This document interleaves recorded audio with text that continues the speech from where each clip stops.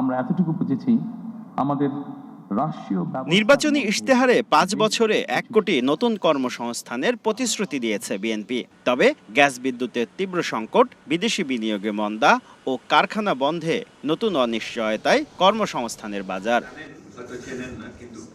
বর্তমান সরকারের ৬ মাসের কর্মকাণ্ড পর্যালোচনায় গবেষণা সংস্থা সিপিডি বলছে, সরকার দায়িত্ব নেয়ার পর এ পর্যন্ত অনেক কারখানা বন্ধ হয়েছে, চাকরি হারা অর্ধ লক্ষের বেশি মানুষ, গ্যাসের অভাবে হোঁচট খাচ্ছে সার উৎপাদন, সমাধান খোঁজা হচ্ছে এলএনজিতে, যা নিয়ে ক্ষোভ জানান সিপিডির সম্মাননীয় ফেলো দেবপ্রিয় ভট্টাচার্য।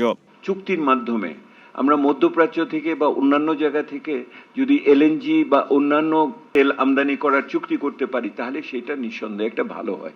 আমার মনে হয় যে এখানে যতখানি না ঐক্যমত্যের অভাব, তার চেয়ে অনেক বেশি এটাকে কার্যকরভাবে বাস্তবায়ন ক্ষেত্রে যেই উদ্যোগ, সমন্বয় এবং যে সমস্ত তথ্য উপাত্তের ভিত্তিতে একটা বৈজ্ঞানিকভাবে করা উচিত, সেটার অভাব আমরা দেখতে পাচ্ছি। টাইফুন ফ্যাব্রিক কেয়ার,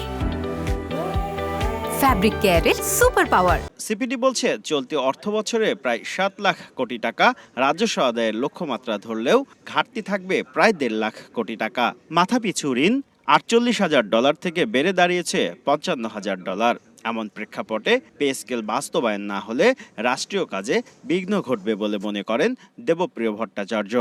ওনারা রাজনৈতিক সাহস দেখাতে পারছেন না সিদ্ধান্ত নেওয়ার ক্ষেত্রে এবং সংস্কারের করার ক্ষেত্রে। এবং এটা সবচেয়ে বড় একটা জায়গা হলো আমাদের সরকারি কর্মকর্তাদের বেতন ভাতার বিষয়। একটা মহার্ঘ ভাতা দিয়ে দিতে পারতো ২০-২৫%। ২০-২৫% দিয়ে সে প্রার্থনা করতে সময় দেন, আরেকটু আমি বিবেচনা করি এটার ভিতরে, সেই সময়টার ভিতরে হতো।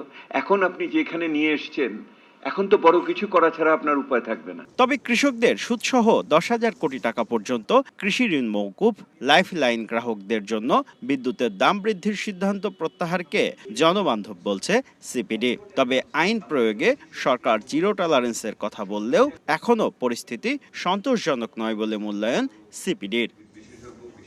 শুভ খান, সময় সংবাদ, ঢাকা।